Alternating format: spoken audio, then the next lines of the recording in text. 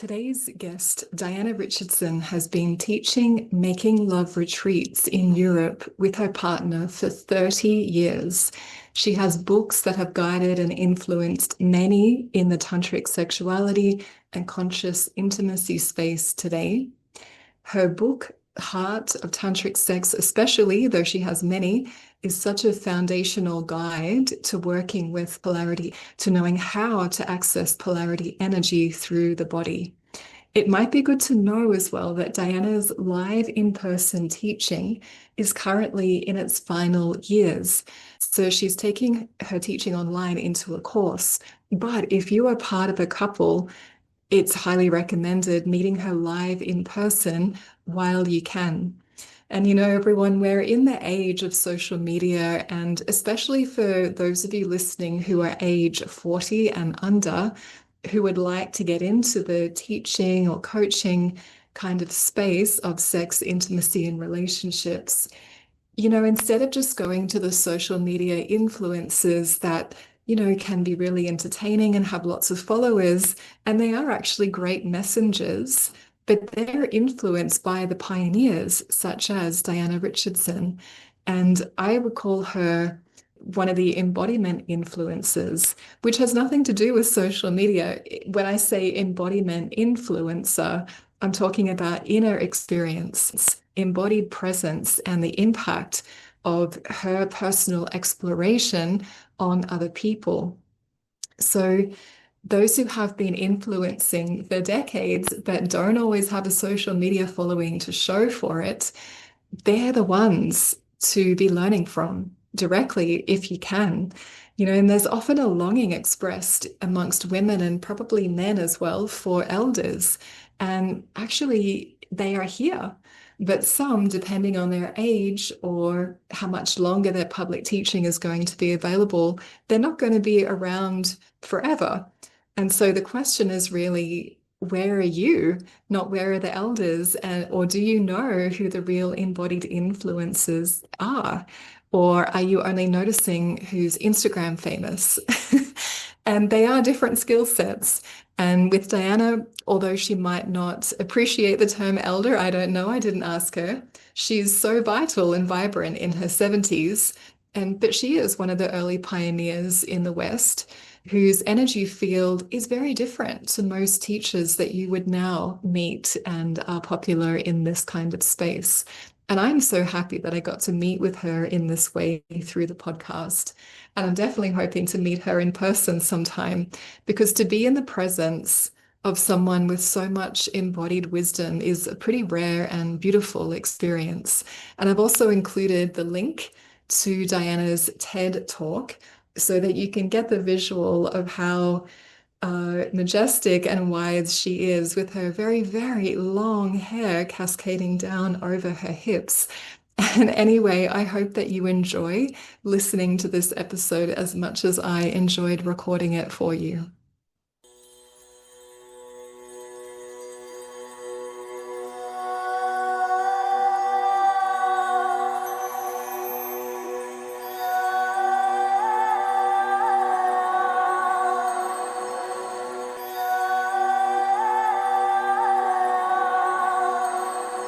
Welcome, everyone, to this provocative and heartfelt podcast, Beyond Patriarchal Sex, a place for both women and men to elevate ourselves, finding out what it takes to live beyond our conditioning and assumptions, not only for ourselves, but also for the coming generations. My name is Devashi Shakti, and you are warmly welcome to be part of these conversations.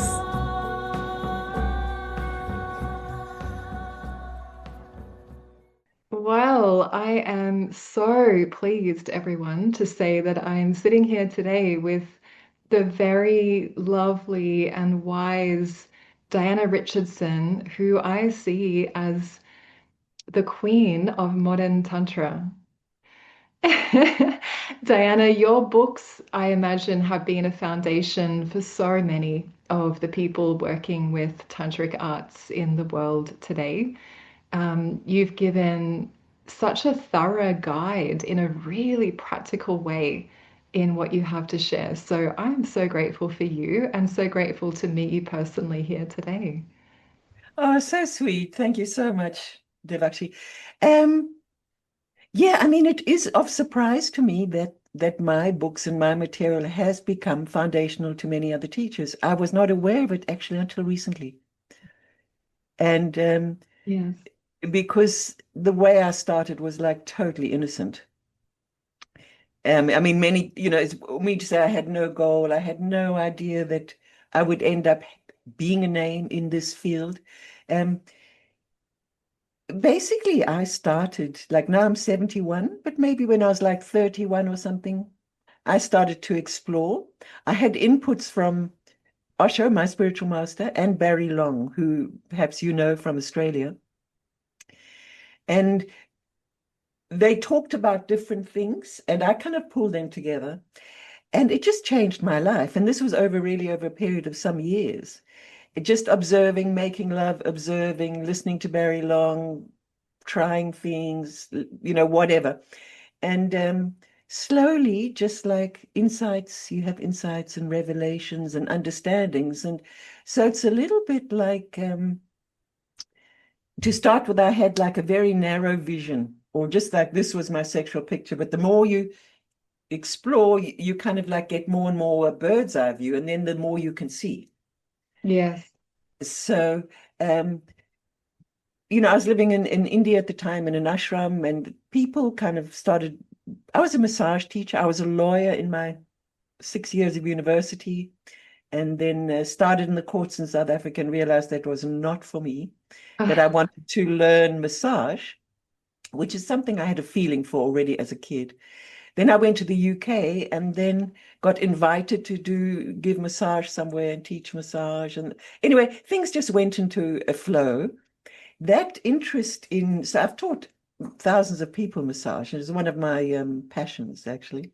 Um, Interesting. It's actually where I started as well. oh, okay. Yes, Right. as a child, I just knew how somehow, without any external reference whatsoever, I just used to put my hands on my mom and my aunties, kind of massage, kind of energy work, but I had no idea about those names. You know what I mean? That they would just like line up and say, when's my turn? When's my turn? Because I could just shift their nervous systems. So that's the first thing Wow. I went and studied when I was 17. And I started from there with many forms of massage and energy work. So it can lead to Tantra, yes.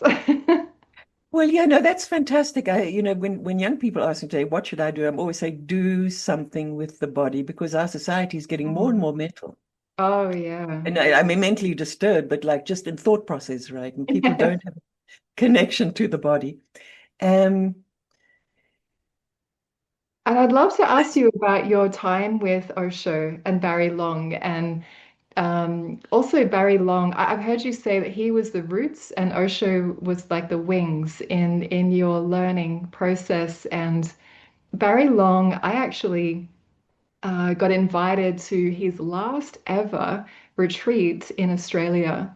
And if anyone doesn't know, Barry Long was a very sincere and intense master of working with tantric energy and not working with a particular lineage, I believe, but he was channeling basically a lot of really life-changing perspectives.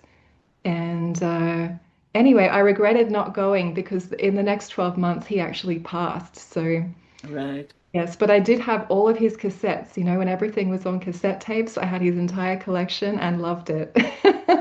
Right, right. So I was in India at the time with these cassettes and Yes, listened to them hundreds of times. The ones Making Love the Divine Way. yes. So the first ones that came out in the early 80s. So, you know, I became a disciple of Osho in 1979, and he would talk about Tantra, but also many of his talks were transcribed into books. So by the time I got there, he was not talking about it so much. He talked about it a bit earlier, mid 70s, right? So I Yeah. was reading it in books and I was like, wow, that's amazing. But how do you do it with penis and vagina? And then through Barry and Barry's inputs in this Making Love the Divine Way, um, I really came to understand penis and vagina connection. And then I could understand Osho. So in that sense, I kind of brought these things together through my own body. And this is where the massage connection is good, is like, because then if we're body oriented, it's a natural inquiry then to go Yeah. into sexual energy. Yeah. So it was like, yeah, a little step. But my curiosity was really for me. And it's not that I had an unpleasant sex life. Actually, it was fine. It was more like many people, I knew there was more. Yeah, because And it then gets really more than fine. yeah, and this more just became more and more clear. And then because I was living in this community and people started talking to me about sex, it kind of leaked out, even that I was like quite privately doing things, it leaked out that I was spending most of my time in bed.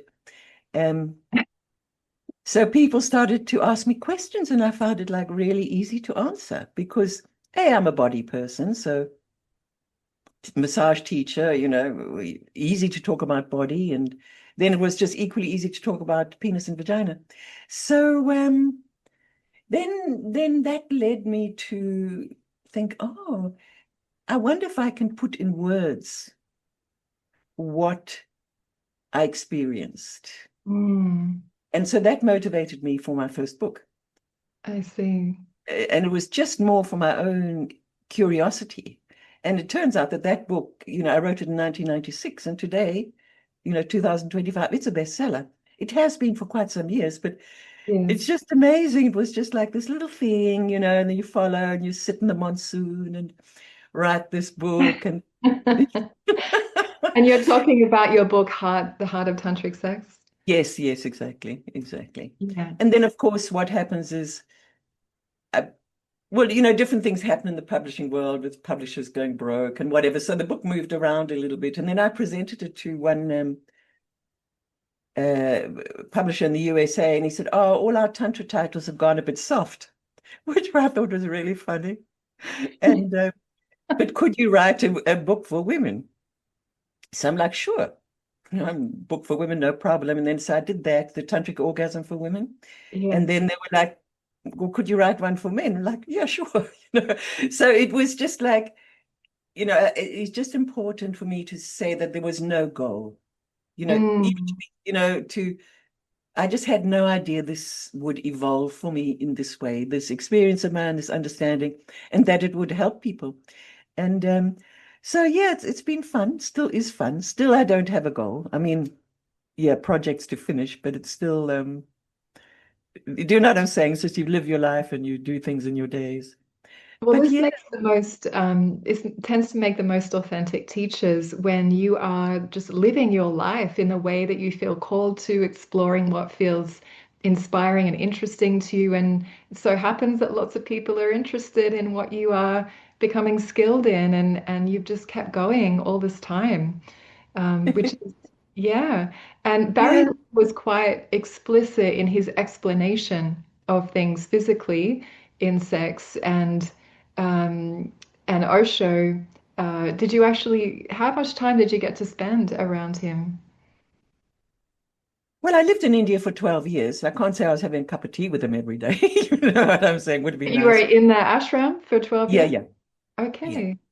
And I've been connected now for since 1979, and that connection has stayed and grown actually. And so Barry was very explicit but not precise. So I filled in a lot Yes. of body details, Yes, right? and that's what I was going to ask you. How do Yes. you see the evolution that you've created from your immersion with both of them? So, yeah, you are very clear in how you explain things. It's truly like anyone could understand and connect with it in the way you've explained it, which is really important to make it accessible. Well, it's just how I am. I'm just a body person. And I say very clearly to people, I'm not a therapist. Hmm. I can't sort out your problems. Um, my mind just doesn't go there.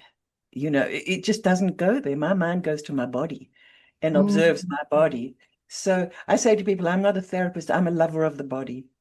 mm, And it was just that, being a massage teacher, having received a lot of massage, being body oriented and interested in my body, I'm not really interested in myself. And this sounds really weird, and I've never said this out openly. I'm not interested in myself. I'm interested in my body. I'm Mm. interested in awareness. I'm not interested in what's bothering me or any process I'm going through. I mean, of course, I go through things, but it's not my interest. My Mhm. interest is like, how am I sitting now? Whoops, okay. My weight's a bit here. Boing, come. Okay, right. How that impacts my present moment. So it's just the way I am and just very practical. And I think this, like you say, almost anybody can understand it. And Yeah. that's what's kind of been so interesting is that Yes. these little things that I kind of pull together using these broad pictures from the two masters. Um, so yeah. Yes. I love that you felt to share that you're not so interested in yourself. And I wonder how you perceive kind of the times that we're in now where there's such an over fixation on self actually. And, it feels like there's an aversion as well to learning from direct lineages where there are teachings of higher consciousness because everyone wants to focus on themselves instead. But when missing out on that commitment and alignment to a higher state of awareness, it just keeps highlighting a lot of personal dramas, really, and that becomes an endless maze. And there's often like no way out of it unless there is that interrupt, I suppose, a pattern interruption with understanding the teachings of consciousness, basically. Yeah, I mean, it is getting pretty confusing, but ultimately, we are the body, Mm. and that's the house of the intelligence. And it's the bridge to the being, it's the bridge to self-love, it's the bridge to the present moment. So if we have these keys, we can change our present moment. And that capacity will also change your psychology. Yes, it does. So, from this like overabsorption, I just remember this thing of because I was in this ashram, it's just how many hours people spent talking about what's going on with them, and da da da da da da da da. And I'm like, that's boring to me, you know. Hmm. I'm Hmm. not interested in what's going on with me. Okay. If I feel lousy, I feel lousy. I'll just like jump around a little bit. But it's just more that um we don't honor the body, and that is the basis. Of course, we are more than the body, but the first thing is the body. And that immediately shifts, like I did retreats. I've stopped now for women. Um, I've handed it over to other people because I'm slowly in the cutting down phase. And it was amazing, as we know, and we will probably cover, a lot of women and men are heavily traumatized. Yeah. And actually, I may as well just say it now, is that, okay, people have experienced trauma through having boundaries crossed, sexual boundaries crossed, especially at a very young age. I mean, this is traumatic. Yes. But basically, this conventional style of sex, which we might even term patriarchal sex, is Hmm. traumatic, Yes. is traumatic for men and women, um, independently of if you've had sexual boundaries crossed. So, like a high percentage of people have, but not everybody. But everybody is traumatized through sex as we know it, right? Absolutely. Um, Because so, there's a normalization of, yeah, a strong level of disconnect. And it depends exactly how it's playing out, what kind of porn people are reenacting exactly. But the typical visual of that a lot of women are subjected to, a lot of women I talk to, the men they're interacting with that are not initiated, shall we say, um, have a predetermined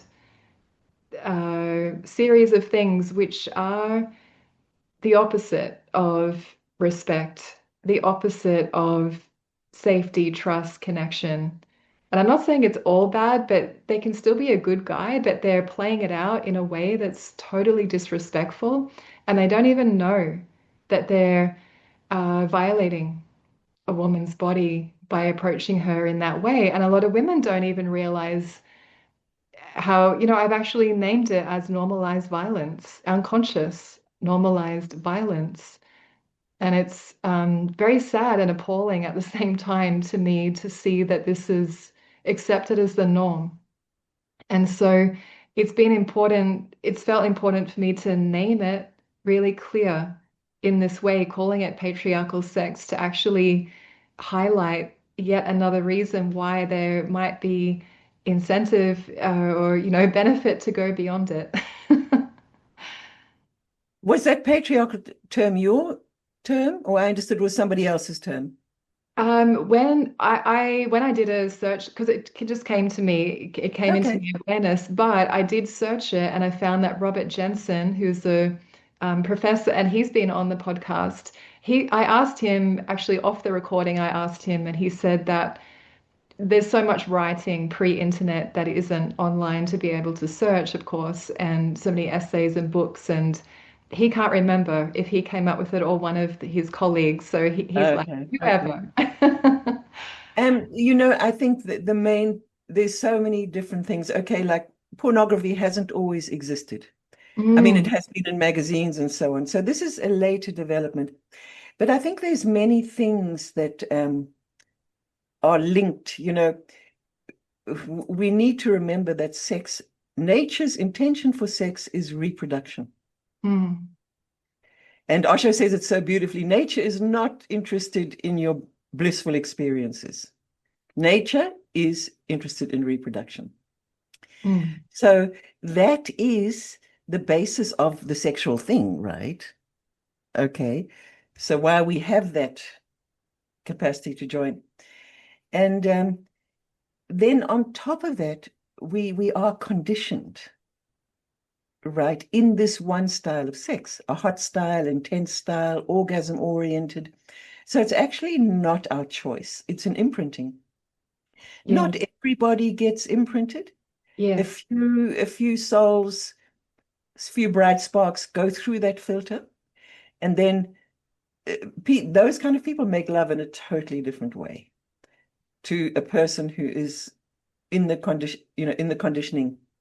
Um, like with conditioned sex is very hot, intense, goal-oriented, moving towards a result, whereas unconditioned sex is just like dancing, it's rolling, it's moving, it's in the moment. But these people are rare. yes, Um, So we all functioning under a conditioning which is very male-centric. yes, Okay, so I would say rather than patriarchal sex, I'll say male-centric sex, yes, because that also just does bring into account the reproductive aspect, and the conditioning aspect, which is all about the male producing yes, semen, and putting it in women. And and in our history, it's all been about having heirs, and that's the whole patriarchy, right? Having heirs exactly. to carry on the blood, blah, blah, blah, blah. So in that way, women for centuries have been used I um, to reproduce.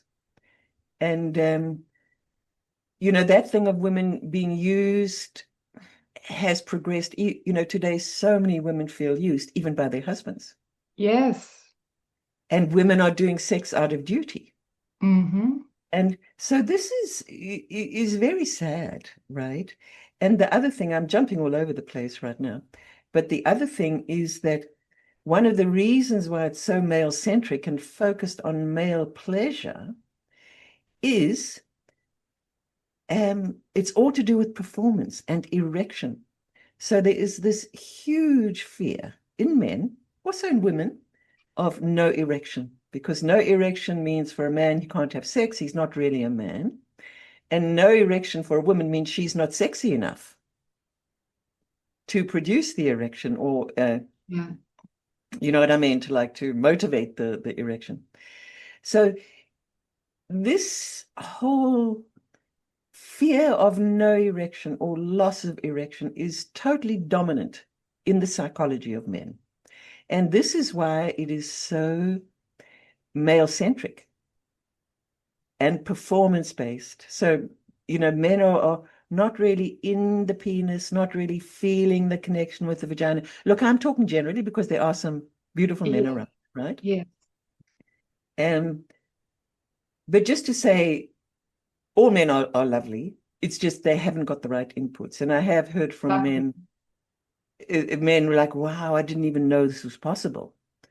So it's like a lack of education, we can say.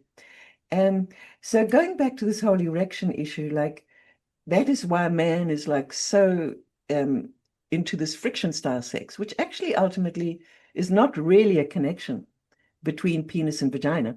Yeah. It creates excitement and brings to a peak, and then you have a discharge and so on, which is pleasant.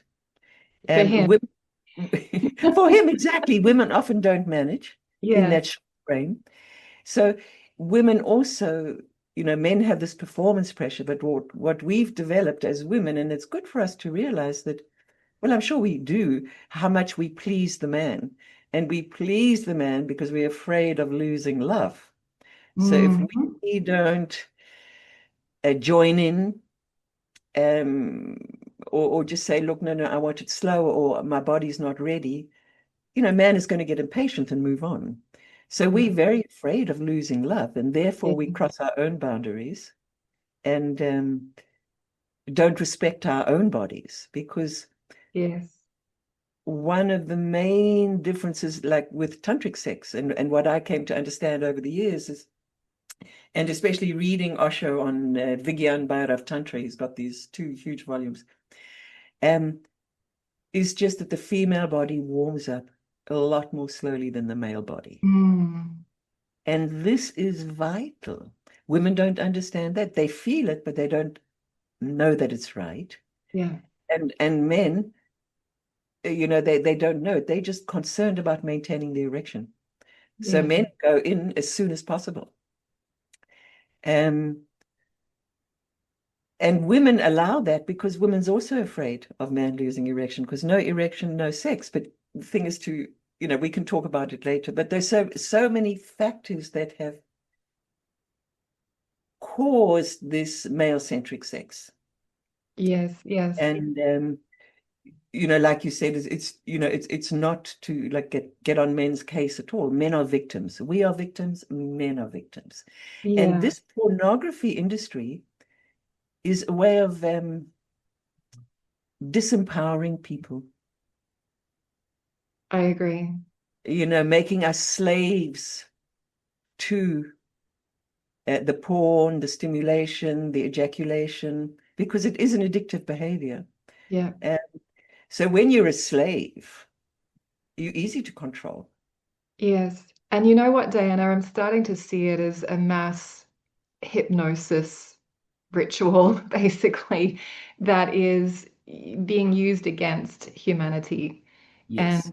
that's really where men are suffering in that because, and there's also that reality, going from the body and how important it is in how we think and in how we feel. And only when a man is actually really present in his penis and his attention is there, his love and his consciousness is there, does he even have the chance to experience his power and develop that confidence and the real self-esteem, real personal power from the inside that he can't get from a whole lot of frictional transactional sex that is just not creating true intimacy. And men Yeah. missing out on that over and over again is doing Yeah. nothing for them. Yeah, totally, totally. But the thing is, we are hooked on sensation, and that is the problem. And like I always, like in my teaching with groups, like it's a journey from sensation to sensitivity. So it's about rebuilding sensitivity. But this thing, what you say about, not that men are not accessing the true power because it's from within. I mean, it's just that is the absolute truth, right? And But men don't know, A, how to, they don't necessarily have the willingness to, because the other side is more comfortable. But the sad thing is that women's experience is not really brought into account. And this is really why your thing beyond patriarchal sex is that we can bring women in as more willing partners, because women lose interest in sex. And this is a classic problem. We have hot sex for a while, but then things fade naturally. The honeymoon is over. And, after that, then, the interest fades. And it's not because sex is not interesting for women, but the way we do it is not interesting for their bodies. So the body is like, oh, give me a break, it's not worth it.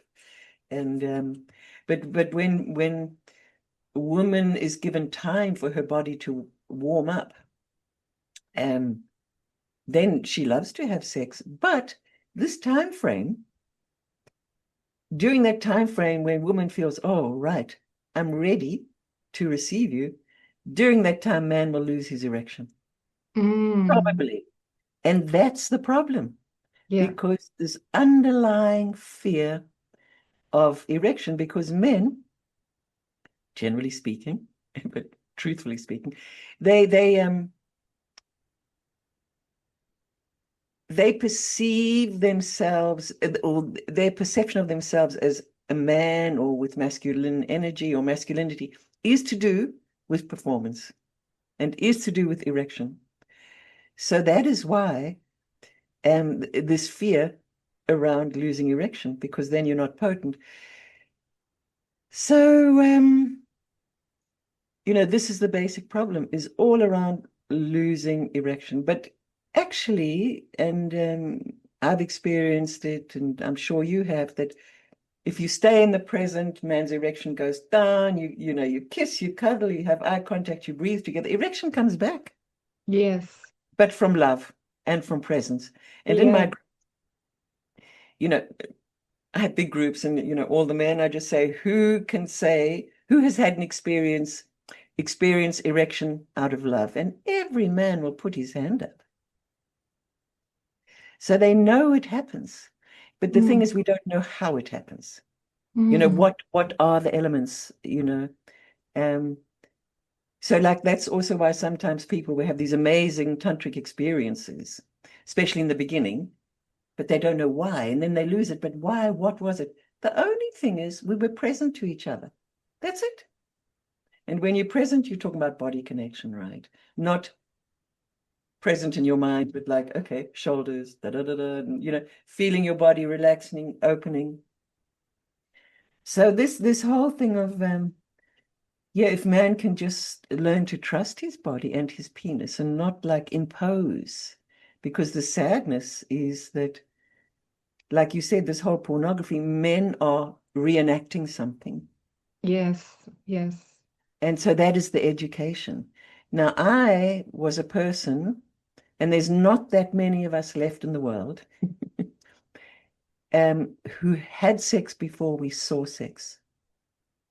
Mm. You see, now everybody sees sex before they have sex. So I've been asking this question in my live retreats for years. Who had sex before they saw sex? And because our age group tends to be in more like late 40s, 50s, 60s, not because the information applies to younger people, but the older people have more time and finances, right, to take a week off and whatever. So I always ask that question, and honestly, a scattering of people put their hands up. And Yeah. that scattering is getting less and less. So, probably by the time, well, I'm going to work for a few more years, inshallah, with the health and everything. But soon, one can't ask that question because there is nobody, except unless they really grow up in the forest or something. Yes. I love that you brought that question to my awareness, because one of the questions I have on the survey that's out there publicly is, how have the imprints that you have seen affected you? And everyone has a lot to answer, but that question is before that one. And to be honest, I didn't think to ask it because pretty much everyone I'm working with has had patriarchal sex imprinting, whether it's from magazines, videos, the pornographic clips and things, like girls 14, 13, having that come into their body, into their awareness, molding and shaping their behavior before they've even got a chance to contact the unconditioned state. And Exactly. so sad. And boys, of course, as well. Yeah, totally, totally. And it's just like so disempowering. It creates so much shame and self-doubt. So then you grow up in this self-doubt. I mean, I've heard of boys who like 9, 11 years old are masturbating daily. This is like Wow. a tragedy. I Yeah. mean, A, the life force that is lost. Yeah. B, that addictive thing. Yeah. But I've also known adult men, I can't remember where I saw it was, anyway, it was a true thing, but I masturbate every day when I come back from work. I'm not talking about me. This person reported a man. Sure, sure. And that is one thing that I actually wanted to mention, that a lot of the male drive to have sex in the later years, or at any point, I mean, there is this thing of libido, and for sure when you're young, there is libido. You just want to have sex, right? But it Hmm. changes, right? And but men seem to have this real drive. They just need sex again and again. Now, a lot of it is to do with stress release. Yeah. And that is the problem. Yes. We Yeah. don't recognize stress. We don't recognize, um, because we're all repressing our feelings and creating emotions. And when you have, and this is a whole other subject, but when you have an emotional buildup from too much repressed, unexpressed feelings, this resonates in the sexual center and you feel horny. So a lot of men's thing, I need sex, is just nothing to do with love, nothing to do with the woman. It's Yeah. to release stress. Yeah. Um, so life is stressful and getting more and more stressful. So this need of men, which women can't really, we don't have that same thing. Although we also use sex to release stress for sure. Um, so that is a factor in male, generally speaking, in the male sexual need. And the thing is then, it's all this conventional style or patriarchal style or male-centric style, Yeah. which is about building up to a peak with intensity, with heat, with sensation, and then the discharge. Now, the discharge is, well, the thing is, it's very pleasurable for a few seconds. But actually, afterwards, if you really look, there's a feeling of disconnection to your partner. You feel sleepy. I mean, it's all recorded that there is a loss of energy. Yeah. Not everybody experiences it like that, but I just have to say again and again, we are talking generally, right? But it still Yes, of makes it course. true. It Yeah. still's And then true. there's the impact on the relational field, right? So he's having the experience in his body of that depletion and the drop of presence in his body. But and he just say a guy doesn't experience it as intensely as others, but if he's being with a woman's body that way over and over and over again, that resentment that builds up in her does not come out of nowhere. No, absolutely, absolutely. And this is really this thing of women are used for men's stress release. Hmm. So one of the ways to get beyond this condition is for men to do stuff to recognize when they're in stress, when they've got unexpressed feelings, and because there's certain indicators for that. But generally speaking, to move the body every day, to do some kind of exercise. Or if Yes. you feel horny, burn it up another way. Don't burn it up in women. Women often ask me how they can get their partner into this exploration of living beyond patriarchal sex. And my answer is often this: to firstly open a wider discussion by listening to a podcast episode here together and to take the patriarchal sex survey together, which you will find a link for under the description with each episode. You could also share this episode and discuss it with friends. And you can be part of this women's community where you will deepen relationship with yourself first, which then brings a different version of you to intimacy with highly effective practices. You can do this through a private mentoring intensive with myself, in group events happening globally online and sometimes in person. So join the email list from the tigresspath.com website to free yourself as a woman and be part of this evolution.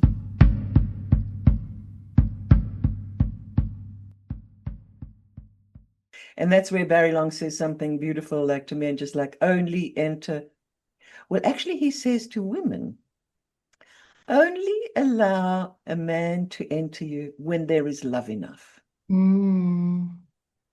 Because actually that's all women want. They don't care about performance. They don't care about coming or not coming or hard-ons, They're just interested in feeling loved and being loved. Yeah, they want connection. Yeah. Yeah, exactly.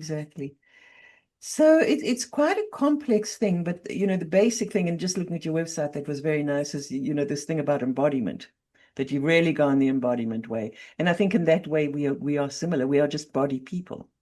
Yeah. And this is what the humanity is missing, right? And so I do in my live retreats do quite a bit of embodiment, and it's embodiment and practice and theory. But that is the key. And the thing about this embodiment thing, it's something you can do all day. It's not independent, it's not something you do in bed.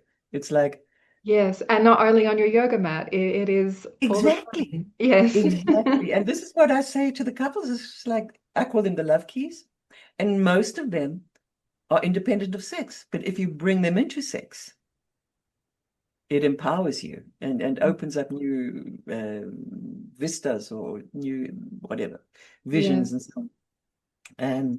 A next step for a lot of guys from what you've shared so far, Diana, sounds like because there's so much desensitization from a number of different angles, there isn't the ability to sense, to feel, to read different kinds of sensations. And then there's so much programming around not feeling, and a lot of men and women not really feeling their feelings. And so, if there's not an ability to differentiate between different feelings and sensations, then how do you attend to them? Because that's necessary to not bring all of that physical psychic dross to a woman's body and put that into her and expect the relationship to be successful. It's just not a sustainable situation. Well, I mean, the way to heal that thing is to start developing body awareness during your day. How are you sitting? How are you standing? How's your breath? Because these are major keys, right, that bridge you, from mind to body. And it is true, there is this tremendous fear of not feeling. But one of the experiences that is necessary for most people is it's okay not to feel. We're so desperate to feel that as soon as we don't feel, we want to change it. But actually, it's fine not to feel. Say if you're making love and man is inside you and you don't feel anything, or he doesn't feel anything, well, it's like, so what? You're inside. You're in bed. Right. Right? In the moment. Yes. Okay. It's okay not to feel, but we have such a fear not to feel. That's why we constantly are doing something Right. to create sensation. But the step to sensitivity is also like, okay, sometimes I don't feel. And the thing is, feeling changes from day to day. It's not a constant. If you're more present, you're going to feel more. Other days, even if you experience, other days you like a little bit more caught up with an email, for instance, and then you're not going to be so present and you'll feel less. So it's really okay not to feel. Mm. And if you can relax and accept that, then you start to notice subtle things. because it's all in the subtlety. And this is this thing of shifting from sensation to sensitivity. It's in the subtlety, and we are used to big things. I see what you mean. Yes, Yeah. okay. So it's like if you give space not to feel, but feel good with it, not, freaked out or anything. Then you can relax and then Exactly. And then comes the feeling. okay. But it starts in a subtle way. Yeah, It's not like boom. And that is really one of our conditionings, that it's all about intensity and exploding. But actually, the whole thing to really accessing your power is it's about inversion, yeah. going in instead of out. And so I just had actually a beautiful podcast or interview with a man from London, Rastafarian, 32 Nice. years old. I mean, full juicy, unbelievable. And he read my book in 2000, just before, during COVID, and he said it totally, totally changed his life. But one of the things was really this, how he felt confident. This links back to a point that you made earlier, like just having this inner knowledge that he just felt this real male confidence, not in any egotistical or Oh, proud way, but just that he could access his sexual energy from within. what a beautiful example. Yes. Yeah, just that he just felt this, yeah, confidence in Because that's himself. in that embodied way through, his power center of his cock, there isn't anything else outside of him that can give him that. This is something so specific, such a vital frequency. And so many men never, ever feel it, which is really sad. Because they're not given the opportunity or the guidance. Look, I also must say that there are men who just say, like, I don't give a shit. I like what I do. And that's fine. Well, it's You, fine until the women say, I'm out of here because I'm not fine. And there's a lot of women making that choice now. yeah, well, that's what we want. But we can't, if a man is like into that, it's like we can't blame him because he's a victim of the conditioning of the porno industry. He's a slave. Yeah, yeah, So, but yeah, I think it's important that women start to stand up for themselves. And I yeah, think we are so, we ourselves are not complete. You see, that's the problem. We are not complete. We're looking to man for love. We don't actually love ourselves. So this is the problem. We want the love reflection from the man. And this is why we go into pleasing, and because yeah. we are afraid to lose the love. But do we love ourselves? Yes. I And wanted to come how in does female you know, experience here. And what did you say? Don't love ourselves and? no, no, but do we love ourselves? Yes. And how does self-love feel? And in my women's groups, that's essentially what I'm teaching. Um, but Yes. so as women, we also need to say that we are so longing for love that we compromise. Yeah, 100%. And so that's where women need to go, okay, like I need to stop compromising and find self-love, which is a delicate thing. It's not just massaging yourself. It's also nice, but it's um Yes. but And wow, so much to talk about. in terms of sex, that really loving ourselves is really embodied in the moment. If we go to that moment that you created a visual in my mind of before, Diana, about, when you're really connecting, the erection is not always going to be there necessarily. And when that goes, then what happens? And this is a moment where a woman in her love for herself, like in her body and for him, can really step in. Like these moments seem to me like when embodied feminine wisdom really needs to step forward, and not in a pleasing, placating way, but in a mature love way.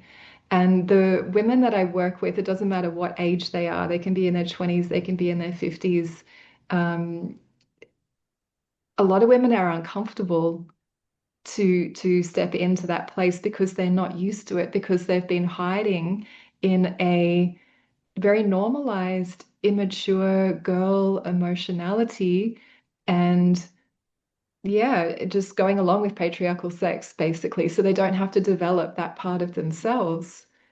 And yet, this is actually what brings the energy, and you talk so much about our positive pole being in our heart, in our breasts as women. And it's such an important experience to get familiar with and find ease with as the woman, in the feminine leadership, in that embodied polarity experience.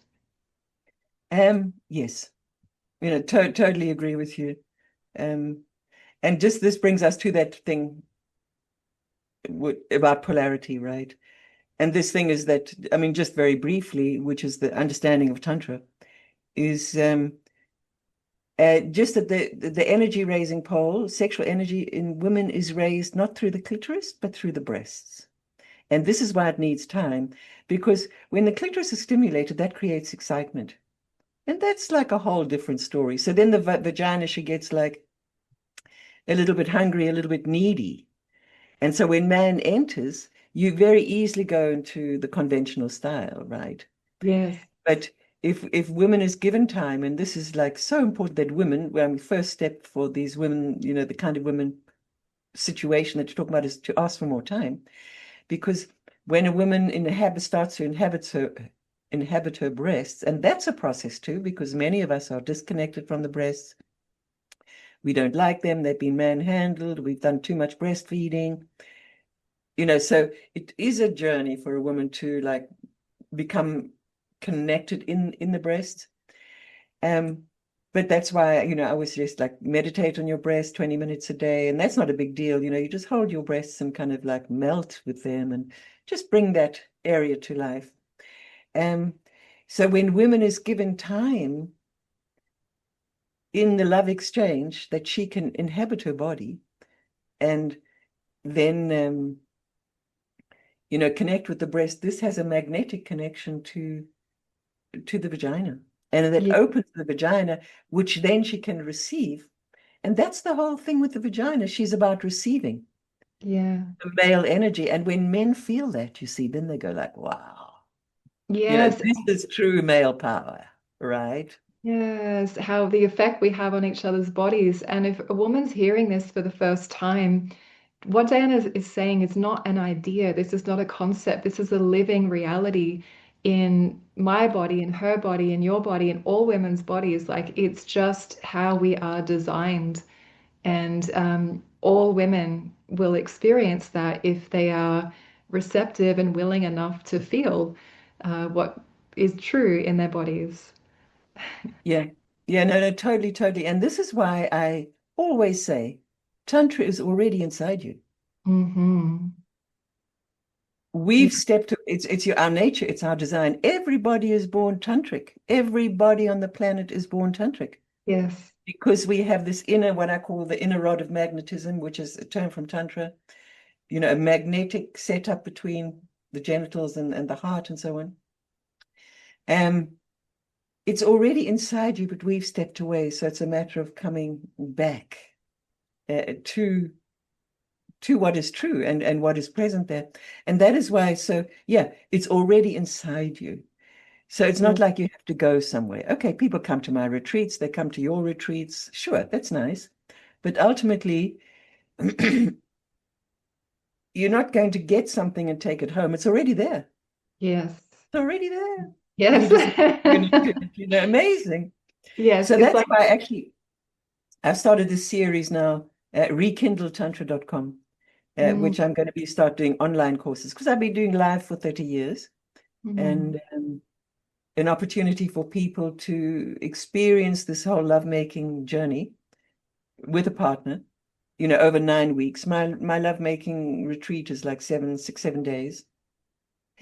And so it's Rekindle Tantra, and I'm going to do a whole series of Rekindle. So I've got rekindletantra.com and, rekindle femininity, rekindle masculinity, a whole series, rekindle fertility, because I have this friend, or I met her through her participating. She's Chinese, I think, um, lives in Vienna. She's an acupuncturist and a fertility expert, but she notices that the people who, when she gives my embodiment cues to the people before the needles, these people are getting pregnant more quickly.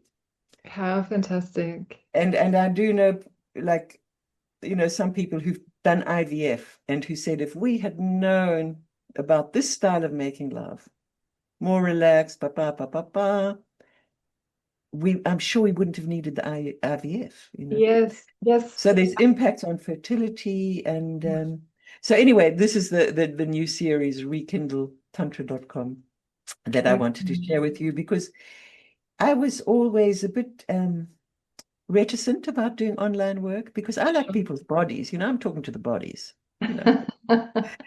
Um, but then basically what I'm wanting to do is like get this body of work that has kind of evolved in this time into the new form, which is digital. And therefore, when I retire, that the work can carry on. Absolutely.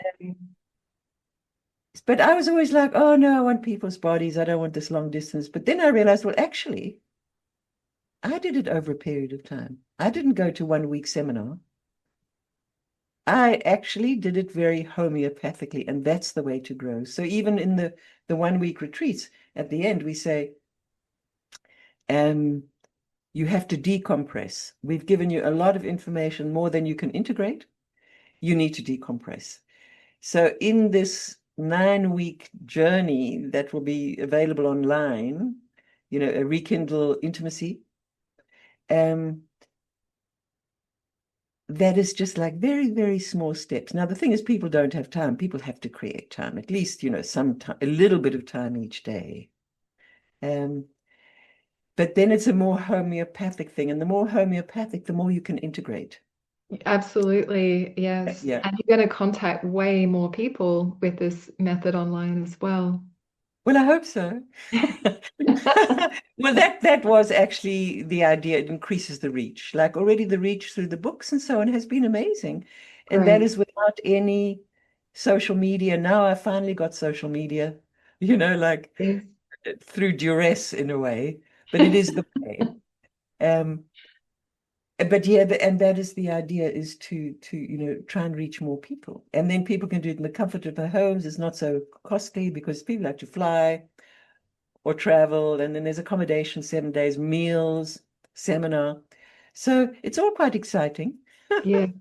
Yes, and you've trained many people in the methods that you teach so that when you do totally step away, people can learn with you online and they can also go to the teachers that you've trained.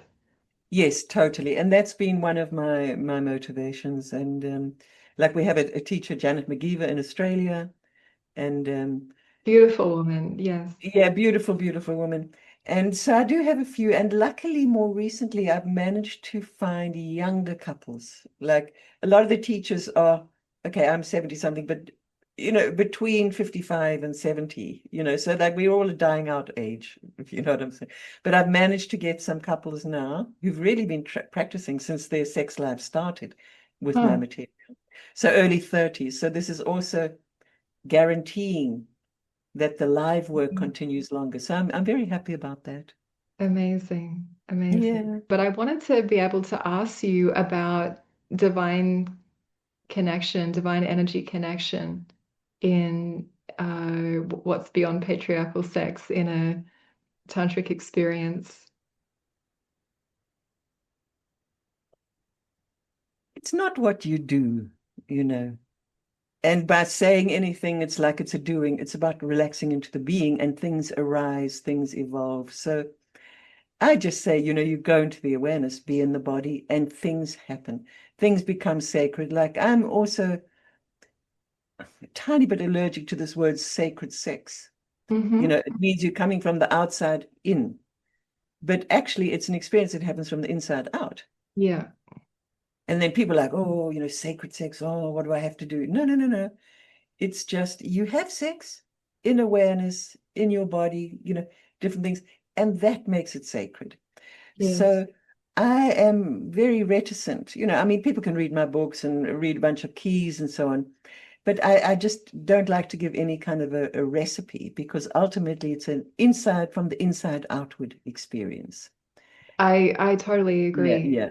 And actually, the paradigm of what could be called sacred sexuality is just full of lots of from the outside in things and a lot of distraction, really. But what I mean when I say divine connection, because for me, I feel like this is something when that's missing. So you've lived in India for a long time, right? And you see that, and in Bali, everywhere it's God first, it's prayer first. And it's so different for a Western mind to comprehend that. And I 100% agree. And this is how I recommend to people, like allow it to arise naturally. But there's something about when both people have enough self-awareness and the reverence from their lovemaking. So this is not a beginner thing, is what I'm what I'm talking about. When there is this palpable field of love, there is a reverence for me, it feels like divine consciousness. It feels like divine energy, and it does come from the inside out. But when people don't even have any understanding of that, um, like to me, it's one of the things, the main thing that's missing that would hold patriarchal sex in place when there's no interest in having this relationship with God, with divine, with consciousness as part of the experience, not because you're trying to make it happen, but because this is what can naturally happen when two people are both really present with each other and they're creating a field of love, not because they're trying to, but it's just organically happening, is how I mean. And yeah, but again, it's going to arise.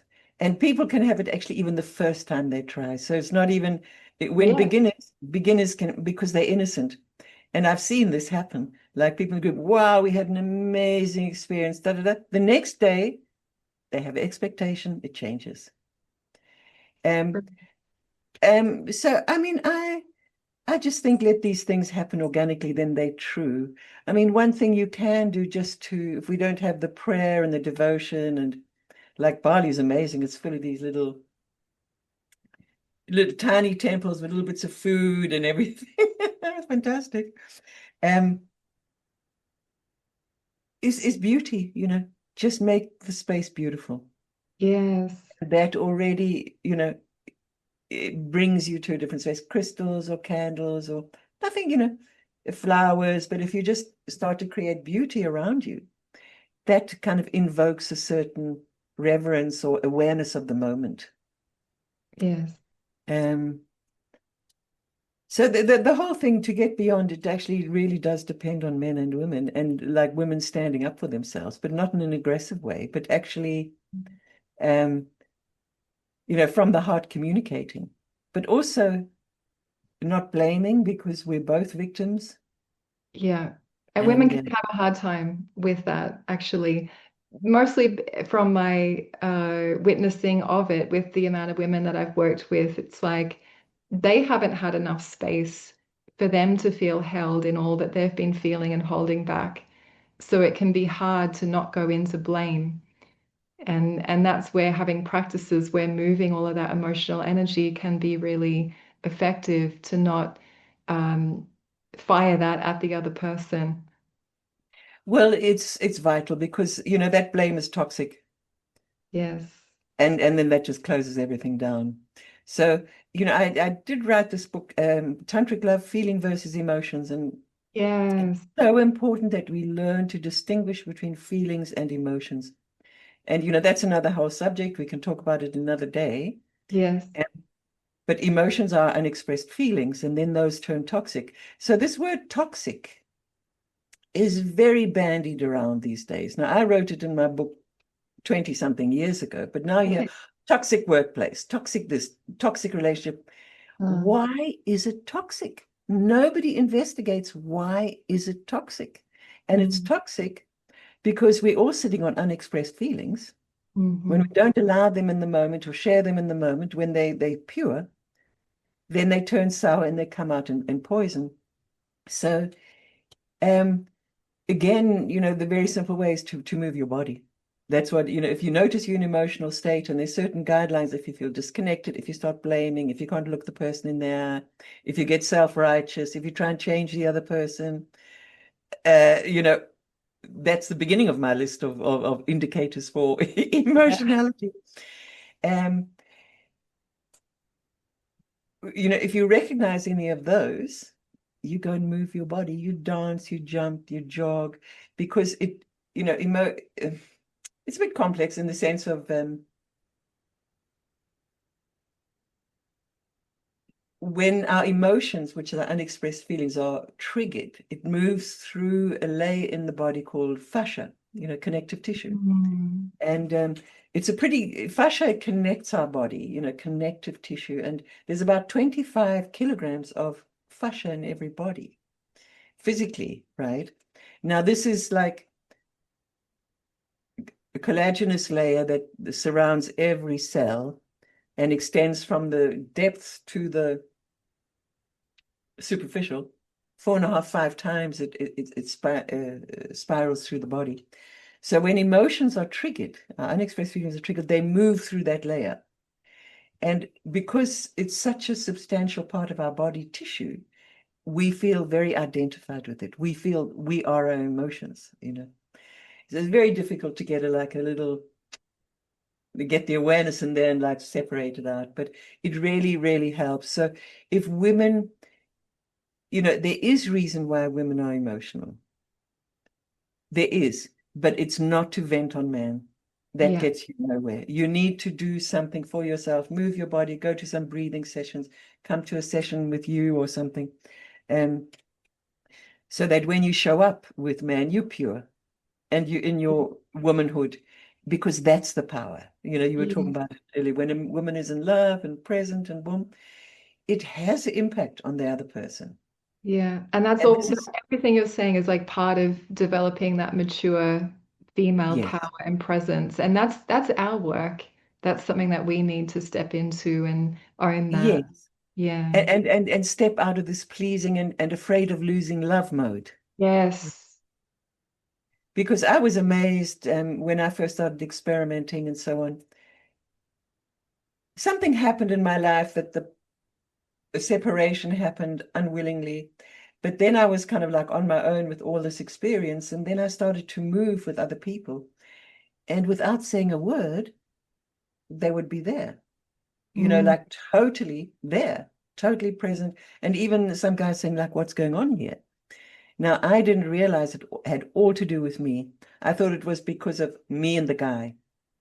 Mm. No, so I thought it, and this was like Connection. a really big bridge in my experience, Wow. because the experience was together. He disappeared.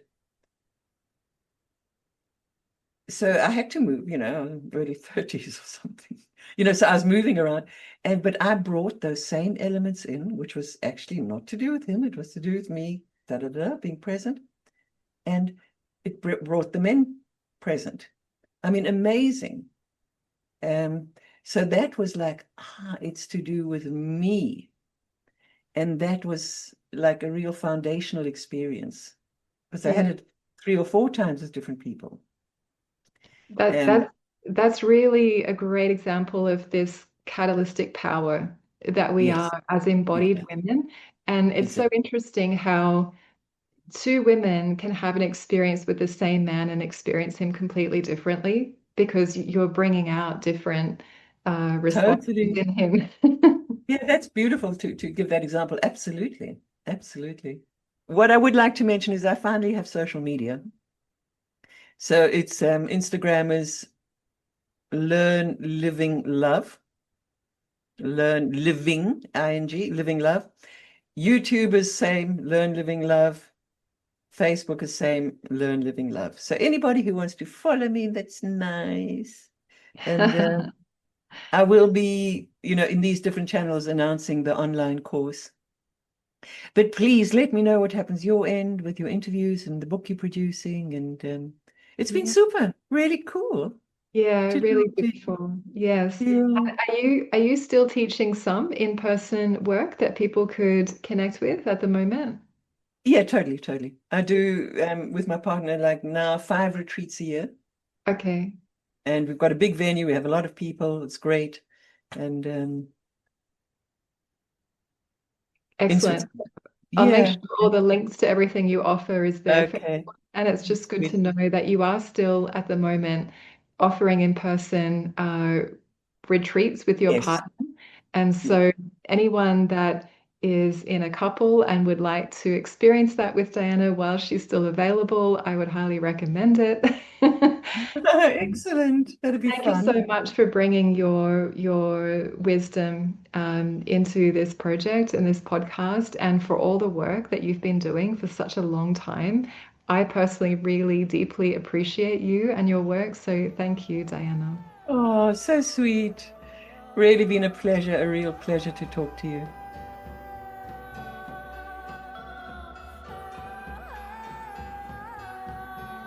Now that you just listened to this episode, tell me about your experience of this in the new voice note feature. You'll see the link for it underneath the description. Whether you're a man or a woman, I welcome you to express yourself. Tell me what you want to hear more about. Ask a question or share a perspective that you want to bring. Even if you disagree, it's all welcome. And I will respond to your message by weaving it into future episodes. When you subscribe to this podcast or share it with friends or leave a review, know that it genuinely does help to bring more interesting speakers into this project, which is inspiring more people to have genuine connection and understanding and love and intimacy. And may we all be free from suffering.